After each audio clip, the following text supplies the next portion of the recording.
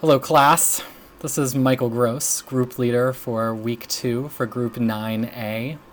Before launching into the summary, I want to dispense first with the formalities. Our group 9A consisted of myself, Susanna Haldeman, Tiffany Johnston, Zachary Ratkus, and Maddie Talbert.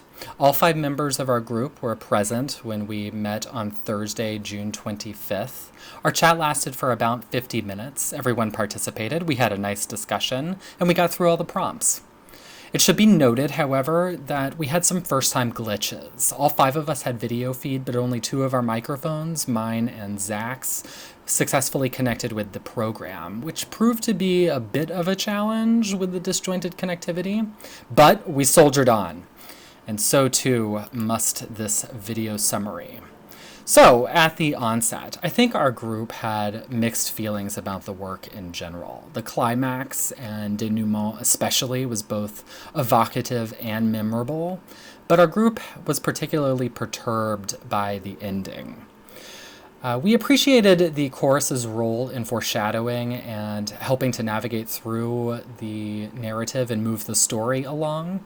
There was a question of why the chorus was from Asia, and I think it has to do with the spread of Dionysian worship, which the text states was from outside Greece in, i.e. from Asia Minor in.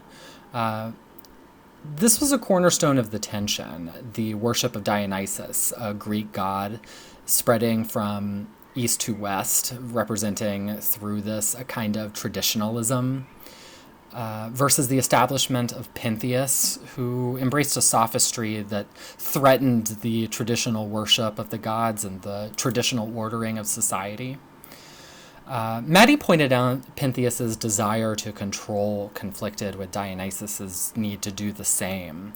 Tiffany disagreed a bit here and pointed out that there was a family affair brewing between the two, which was echoed by Zach. I think Susanna and I found Pentheus to be a more sympathetic character, at least prior to the falling action, than the rest of the group. But we were generally in agreement that once Pentheus was killed, his arc was sympathetic overall.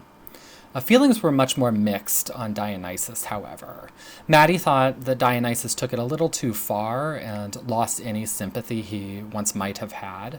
Zach pointed out, quite rightly, the passage with Tiresias beginning around line 196, where Tiresias and Cadmus advocate for the worship of the divine precisely because the gods are powerful and the gods demand worship. It's a very utilitarian approach to the heavenly norms.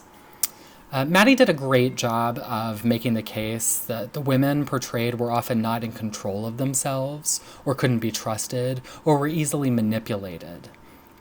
Agave herself was enthralled to Dionysus when she ripped her son to pieces. Agave stands as a proxy for the whole of society who's being punished, which I thought was a good focal point for the treatment of women in general in the work.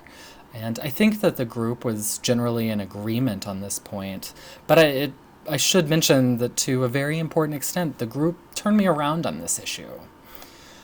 So we enjoyed the modern Elvis connection that went off with great fanfare, and we did cover all the prompts, but I would be remiss if I didn't mention Zach's epic takedown of Cadmus. Cadmus advocating the aforementioned utilitarian position of worship, essentially saying, well, Dionysus wants you to worship him, what's it really going to cost you, and what's the worst that can happen? Juxtaposed with his position at the end, where he's kind of shaming Agave. It was perfect, Zach's epic takedown, very evocative, very memorable, and very well cited.